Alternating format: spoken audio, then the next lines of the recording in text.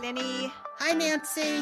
Welcome to episode 107 of the Front Porch Book Club. The Front Porch Book Club is a podcast that meets twice a month. We like to dig deep into the relationship between characters and the worlds they live in. Grab your book and iced tea and join us on the front porch. Hey, Linny, guess what I read? What? What did you not read is what I should say. What did you read, Nancy? I read the second book from the Thursday Murder Club while I was in Boulder. Oh, did you? And what did you think? I thought it was super fun. I really enjoyed it. I had finished reading the book that we're going to be talking about while I was in Boulder, and I was like, oh, I need another book to be reading, but also for the flight home. And so I went to the bookstore there on Pearl Street and just thought, well, what will catch my attention? What will feel like it's a good book to read at a leisurely pace? And I saw there was the second book called The Man Who Died Twice. And I thought, yeah, this fits my vibe. And I really enjoyed it because you get a little deeper into the four characters' lives. Okay. And you learn a little bit more about them. And they are also learning and growing individually based on their experiences. So I really enjoyed it. Oh, that's interesting. I think that movie's supposed to come out soon. Pretty soon now, yeah. Yeah. Oh, that's fun. I'm glad you got to read that. I would recommend it for people who were enchanted by the first one. You will be enchanted by the second one, but you're also getting to know these characters and they're more complicated and there's more depth to them in the second. So it's not quite as much of a fun romp. There's a little more depth there, which I actually also appreciated. Yeah, I think I would enjoy that too. And seeing how the characters grow through their experiences here, being these detectives and working together. And there are also some setbacks as well. Oh, interesting. Oh, well, I may have to get that. I can send it to you. Okay, thank you. Yeah. And then maybe when you're done with it, we could post it on Facebook and share it with a listener. Yeah. Okay, well, this month we have a good little read.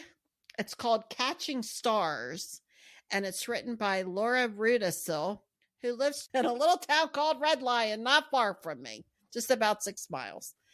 And a mutual friend passed this book along to me, and voila, it is our August book. This is a fictional book that mostly takes place in a town called Chincoteague, which I don't know if the rest of the world knows. But here in these parts of Pennsylvania, a lot of people vacation there. Yeah. In fact, I am going to go close to there this weekend. Oh, fun. I have a couple of friends that have vacation homes in that area, and I'm going to be visiting one of them with a group of girlfriends, and we're going to go down there for a long weekend. Well, I think most people who may have heard of Chincoteague or Assateague, there were some children's books that were based there.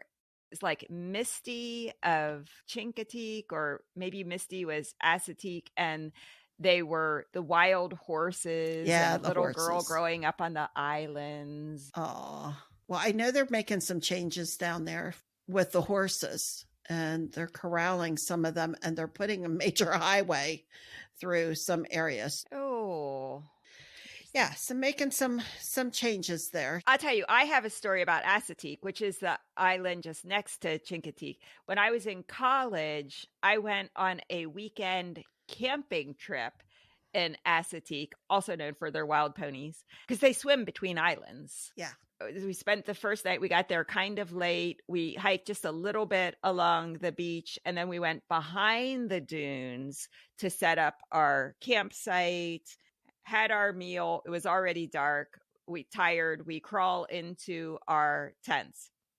The next morning, we get up and walk up over the dunes to see the sun rising over the ocean and the beach.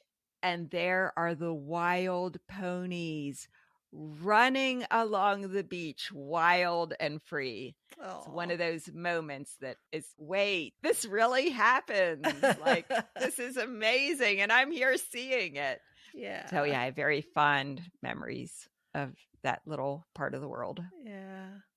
So that's right. Because of the ponies, I guess other people do know about that area. Yeah.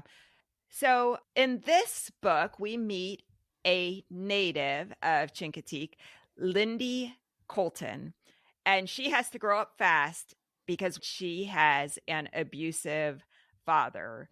And he is abusive mostly to her mother, not to her so much. And then he eventually walks out on them.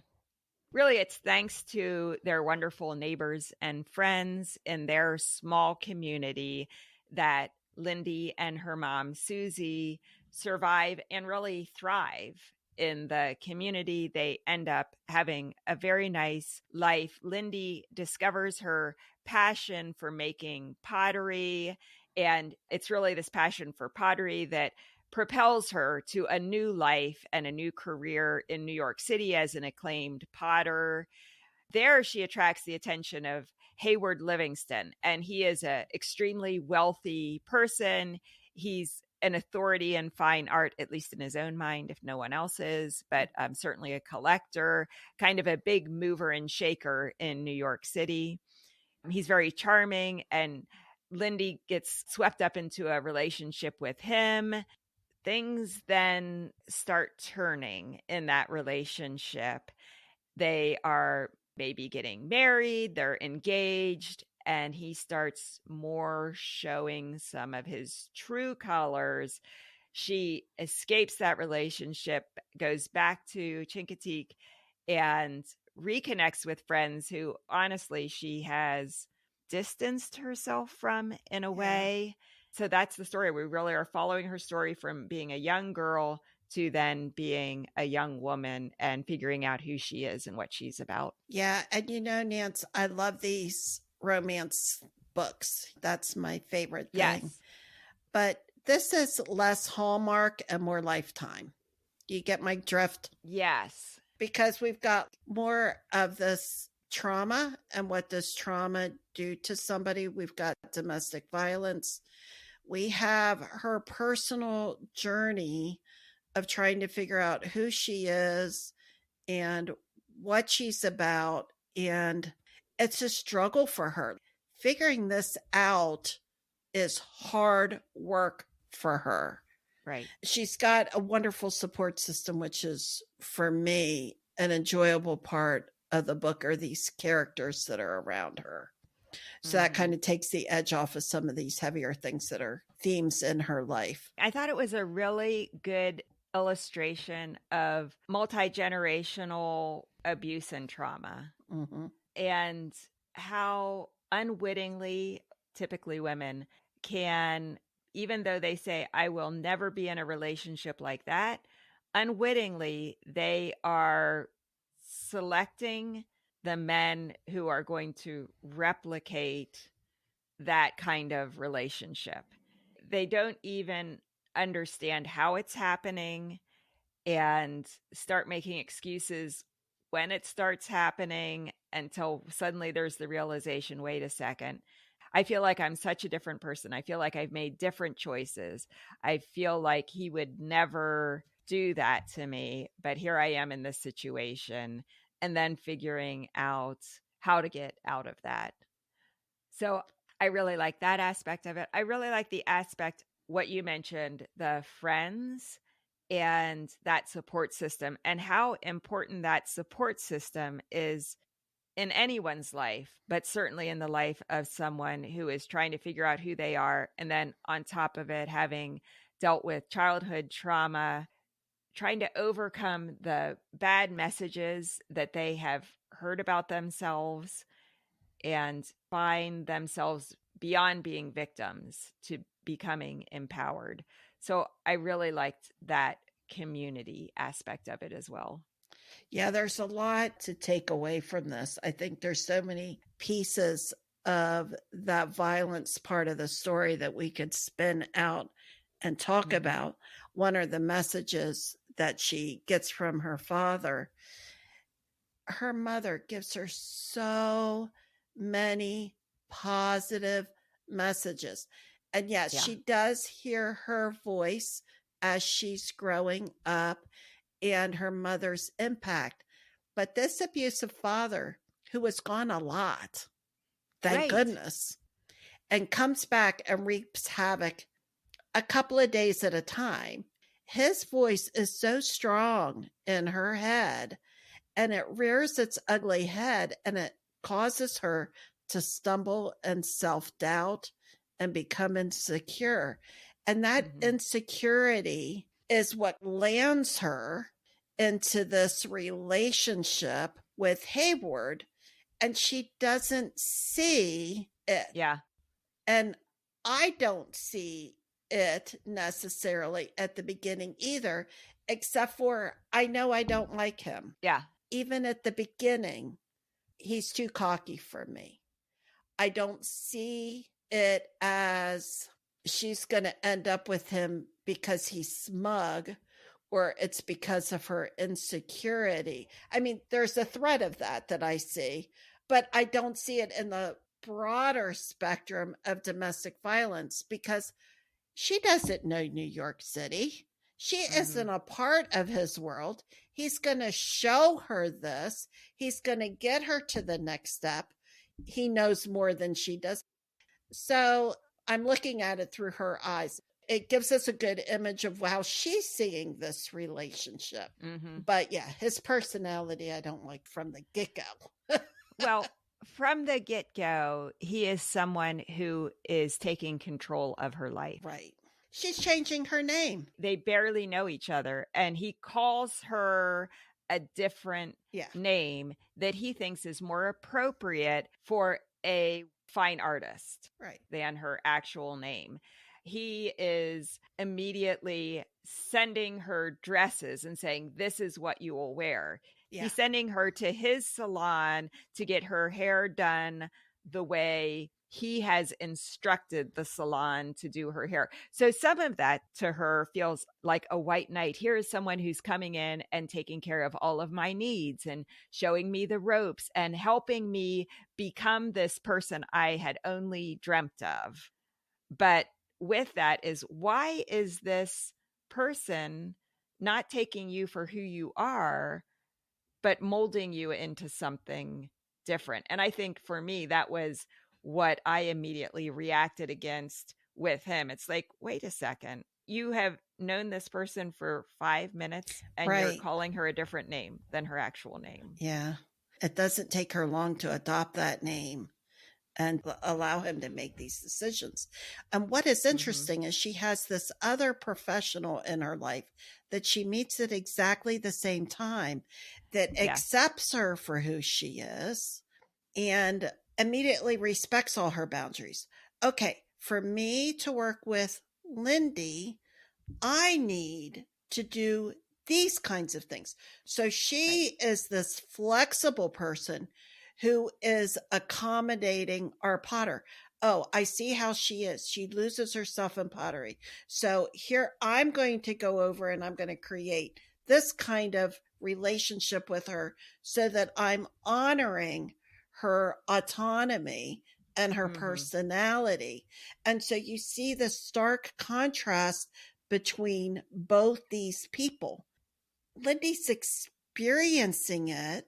She realizes that not all professionals at some level have to be like Hayward, but she allows this, and it becomes more and more and more controlling, as you see in abusive relationships. Right. More and more isolating. More and more isolating. You don't need to go back to that little town. You don't need your knickknacks from that little town. You don't need your name. You're a different person than when you were. I will take care of all of your needs and your wants. And of course, he tries to get rid of Celeste. He doesn't like her from the moment he meets her, because he sees that Celeste is playing a role in Lindy's life that is empowering to Lindy. She is saying, yes, you make these decisions. You go in that direction with your pottery. I'm here to support you. I am going to make you a star, whatever, but it's based on what you are choosing and what you are doing. And he doesn't want any of that. And she never criticizes her work. She says, I can work with that. Yeah. She is doing the part of the job that Lindy doesn't want to do. Mm-hmm. Okay, this is how I fit in. The lady likes her pottery wheel. That's what she wants to do. This is what she doesn't want to do. So this is how I am going to support her and her goals. Whereas Hayward just takes more and more and more. And so you see the power and control almost immediately. Yeah. Their first interaction, you say, oh dear, he is a controlling guy, but is that his personality? I did not know this book was going to have this thread. I was looking at it from a 17-year-old guy. Oh, look, there's these adults around here that are going to show me how to do things. But I didn't like the name change right from the beginning. She needs to be her own person, but this person's going to mold her.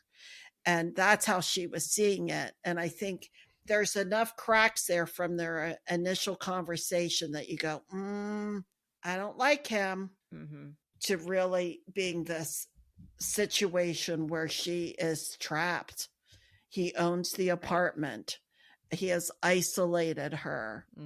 And he's got too many fingers in her business. As much as he can, he operates her business. And then finally, when they're engaged, he is pushing Celeste out. He's like, well, my company doesn't work with her, so you'll work with my people. And even though she and Celeste have become extremely close, not just professionally, but as friends, she's going to let that happen. And she does. Even though by then, Hayward is criticizing her work, demeaning it, making her question who she even is, making her feel like a smaller and smaller and more insignificant person, which is all part of the DV playbook. Yeah, because now she's not even a good potterer. And she's believing that. And she's believing that she has to work harder. She's not devoted or paying enough attention. It really starts wearing on her insecurity about herself. It just becomes painful because you start seeing that he is just chipping away too much. And this is not healthy. It hasn't been healthy for a while, but she doesn't see it this way. She's knee deep into it. But everybody around her sees it. And her support system sees it. And they don't even really know Hayward. Right. But the people around her are saying, something's going on. She makes this friend when she's 17 years old. The older guy who's in the pottery residency with her. Yeah. The retired gentleman right before she meets Hayward. Right. And so this person is now a super important person for her. And you're like, wow, you hardly even know him. He hardly even knows you. And you go and spend 2 weeks with him. Now there's a red flag right there. She is able to know that something is wrong and that she needs space, but she hasn't really connected the dots yet. But even this gentleman knows something's not right. And he's able to talk to her where she has disclosed nothing to him. But he's sly enough and wise enough that he's able to talk to her about herself and life and give her wisdom in a way that is important to her, but is still respecting her privacy. He was a good friend to her, and his wife was lovely as well. Very kind people, also people who were just very supportive of her. You know, she has a lot of people in her life who are very supportive of her, and she's so young and self-involved. I don't know that she's super supportive of other people and their dreams. I don't even know that she's aware very much except of her best friend. And that even takes a while for her to put 2 and 2 together about how she can help her best friend find her dream. But that is a part of growing up. That's a part of growing up. And I think part of that is the trauma. Okay. And being so self-absorbed. I mean, she is young when we meet her, but I don't think she's aware of what she does to her boyfriend. Yes. I do want to talk about him. Yeah. With Tucker, because she is self-absorbed, but there is this protection around her that comes, I think, from her trauma. Like, I got to protect myself and I need to be strong and assertive. And I am only going to let certain people in. So even then, her world is kind of small. She Mm-hmm. hangs out with Tucker. She's got a best friend. And then she's got her mom and her mom's friends. Yeah. But she is kind of tucked in there pretty small Mm-hmm. and kind of secluded and isolated from a lot. And I think she's just an introvert, quite honestly. I mean, who can spend hours Definitely. behind a pottery wheel, right? After a while, you go like, if somebody doesn't start talking to me, I'm going to start talking to myself after a Yeah. while. But I think she's just an introvert too. Definitely. So let's talk about Tucker because he's a sweetheart. And I am cheering for Tucker the entire time. Mm-hmm. And I don't want her messed up with Hayward, but I do like Tucker because, like Celeste, he allows her the room to grow and change and develop. At some level, he knows she isn't ready for him. She's got her own personal work. From Lindy's perspective, I don't know that she knows she has so much work to do. Oh, I don't think so at all. No, because she is really Okay, looking at thank you. her career. And the work she thinks she needs to do is become a successful potterer. Right. She's not thinking she needs to do anything other than that. So she doesn't really need a boyfriend. Yeah. She is looking at her vision and she's very career focused. Mm-hmm. I think she thinks because she does Remus dad out and is strong sometimes with him, I don't know that she is aware how manipulative that she can be, because I don't know that she sees herself as someone who has insecurity. But placed in a new environment, those insecurities and having someone else come over and save her. And I want to talk about the saver thing later because she's a victim of trauma, right? Yep. Hayward becomes her savior. Definitely. He likes doing this and he wants to protect her. He wants to comfort her. But the two of them together are what creates this perfect storm of a horrible relationship. Because Hayward, to become a better person, doesn't need to be with somebody like Lindy, right? That's not a good relationship for him either. Yeah. Because he's going to overstep. That's where his weakness is. Yep. I don't have a level of wanting him to be a better person, but it shows how the two of them find each other in this relationship and how it's not good for either one of them. Yeah. But let's talk about Tucker, because this young lad, he's a sweetheart. He's a surfer boy. He loves the beach. He's not going to move away from the beach. Mm-mm. The beach is his lifestyle. And I love the beach too. But his patience, his love towards Lindy is apparent almost at the beginning.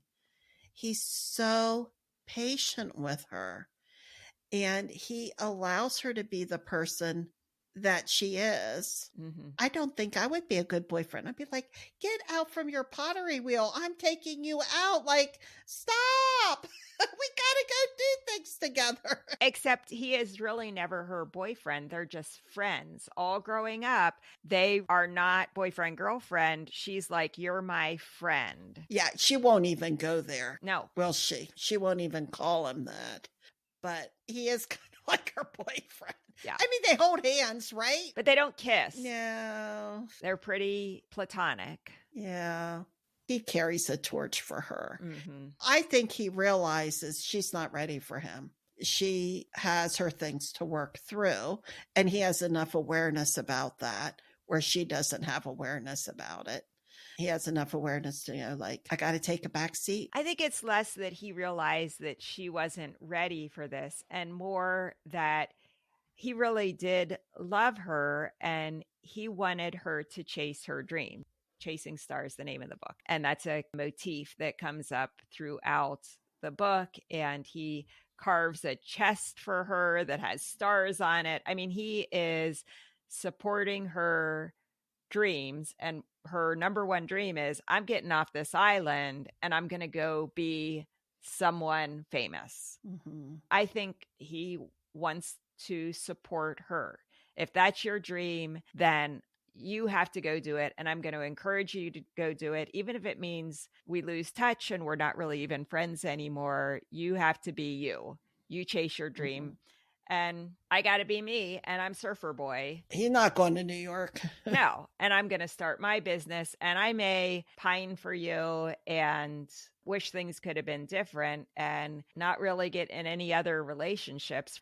But maybe someday there will be a chance for us somehow. But you've got to be you. I've got to be me, kind of a thing. Yeah, he is very supportive. Yeah. And he's the same age she is. So he is remarkably mature for his age, because most teen boys, honestly, they wouldn't just be friends with a girl for all growing up years and carry a torch for her for years later. Yeah, he's remarkably mature, really. Yeah, I would agree with you there. I think he has some nice boundaries there too. Yeah. Allowing her the autonomy to be who she wants to be. But also he knows that he has boundaries and he's going to do what he wants to do. He's not going to follow her to New York. Right. There is a lot of maturity there for him. Mm-hmm. And I really like him. And who doesn't like a surfer boy? I mean, absolutely. And he seems to grow throughout the story too. Yes. He has good friends. He's maintaining healthy relationships. He has a good relationship with his parents. All right. So here's what I wanted to ask you. I was afraid that this strong support system. Oh, you're smiling. You know what I'm going to say. Yeah. Okay. Like, I do want to talk to this author because I want to know how much she knows about domestic violence. Yeah. Because it's easy for people to want to save other people that they love. Absolutely. Right? You don't want your loved one to be struggling in an abusive relationship. You're going to want to come over and rescue them. And so I was so pleased when the support system that gathers around her near the end of the book, and we've got Hayward as present, that Tucker or one of the older women or them as a community and group are going to stand up and be her support system and tell Hayward what he can do with himself. Right. So this was my fear. I worked for several years in the field of domestic violence. Right. And I loved that work.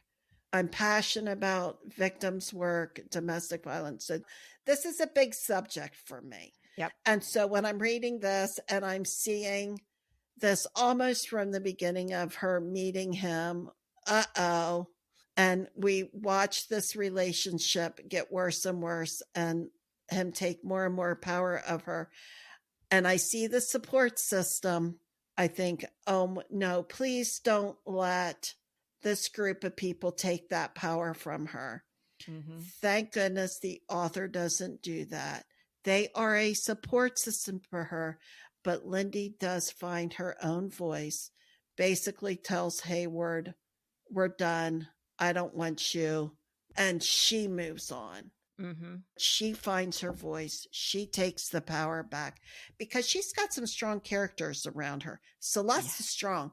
Celeste bites her tongue through this whole book. Yep. And I'm going to tell you, if I was Lindy's friend, I wouldn't. I would tell Lindy exactly what I thought of Hayward and confront her with it. But this support system seems to know that they've got her back and they're going to help her. Her friend devises a costume and comes up with a plan. And I thought was going to take over the whole situation. Yeah.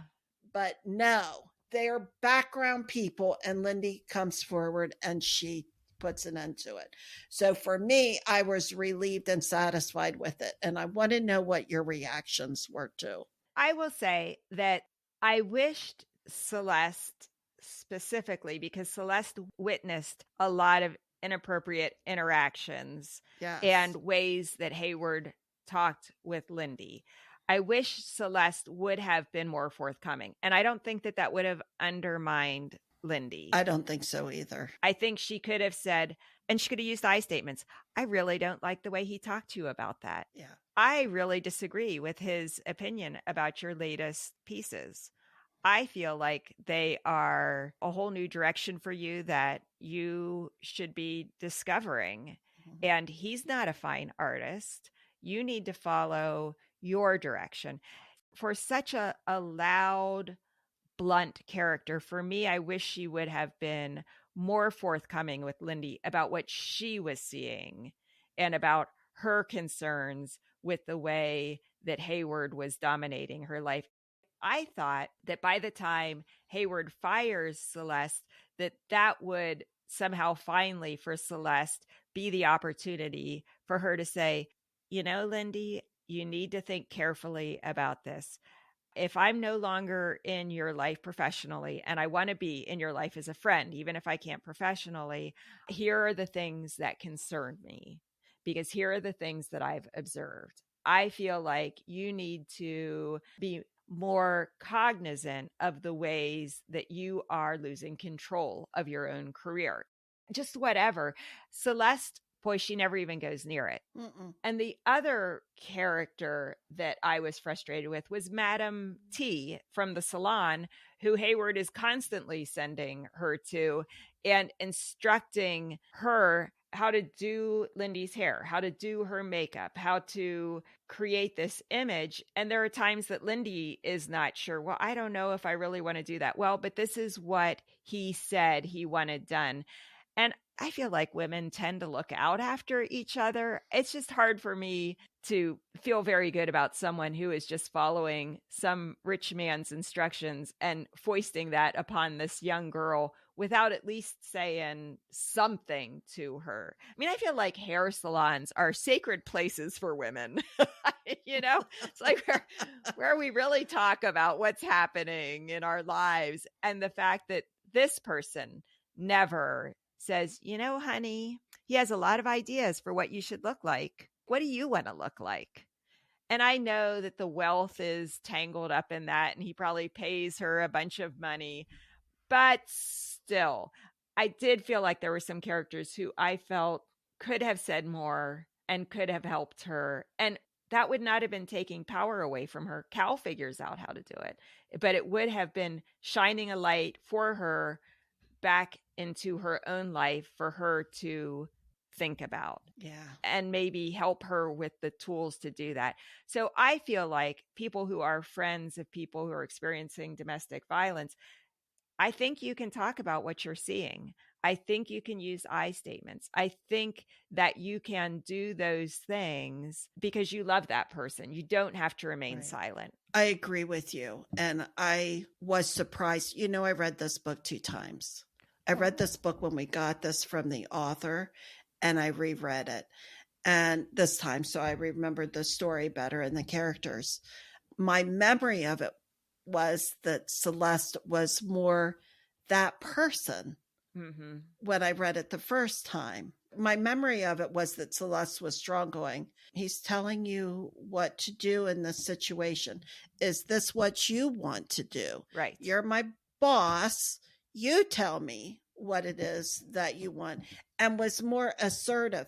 This time when I went through it, I did see more of that passivity and that kind of acceptance. If you're not going to say anything, that's like you accept it. Right. But let's just say in the world of domestic violence, this does happen. And so I appreciate her character because a lot of people stand by and allow this nonsense to go on and they don't say anything. Yeah. And so I think she does represent the people that just kind of are there in the background, not knowing what to do. And so they don't do anything. And she absolutely could have said all throughout, even from the very first interaction, honey, there is nothing wrong with your name. I'm in this game too.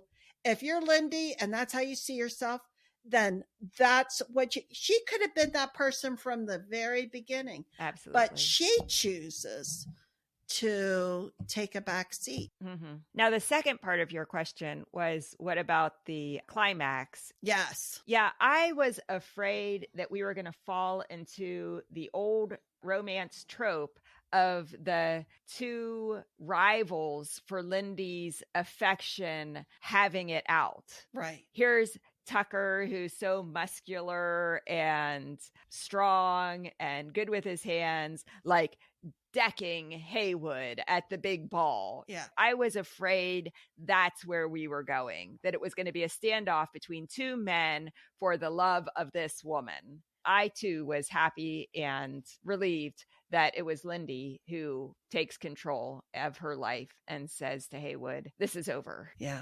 Well, it was satisfying to me. I'm glad it was satisfying to you too. Mm-hmm. We need to have real endings to stories and not Hollywood endings. Mm-hmm. So interested to talk to the author about this because I would like to hear her take on these areas. I thought she probably does know something about domestic violence. Yeah. And boy, there are lots of things we could talk about in this book. This was just one theme. And boy, we really talked the whole time about it. Okay, but I do want to talk about one other theme. Okay.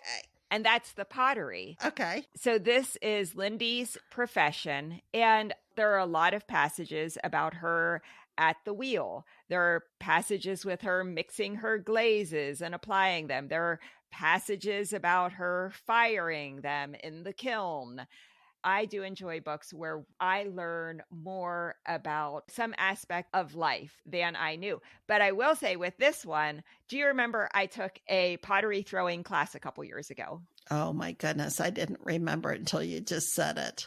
And so it was fun for me to read those passages and remember my own experience at the wheel and how things collapse on the wheel. I've experienced that for sure, about how you put glazes on, about how you put things in the kiln and like they may or may not turn out. So I thought that was fun. And that's something I think that will be fun to talk to the author about as well. Is she a potter?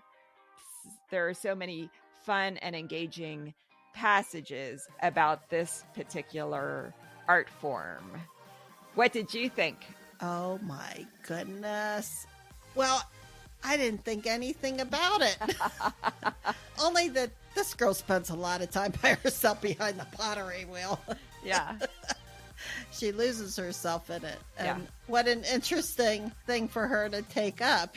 Yeah. But oh my golly, that is funny. Yeah, you were into that pottery and you really wanted to master it. Yeah, and it's hard. And yeah, and I remember you saying that it was hard and it's a real like skill. Yeah. Because I remember being in high school and we were given a clump of clay and we all just made a long snake out of it and put a little pot together and molded up the sides and we called it pottery.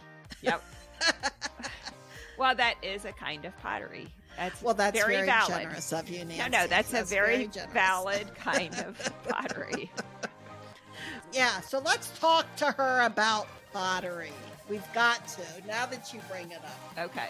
So stop by the Front Porch next time, where we will welcome the author of Catching Stars, Laura Rudisill, to the Front Porch. Thanks, everyone, for listening. Our website is frontporchbookclub.com. And by the way, on the website for the episode notes, I will link those children's books that take place in Chincoteague and Assateague.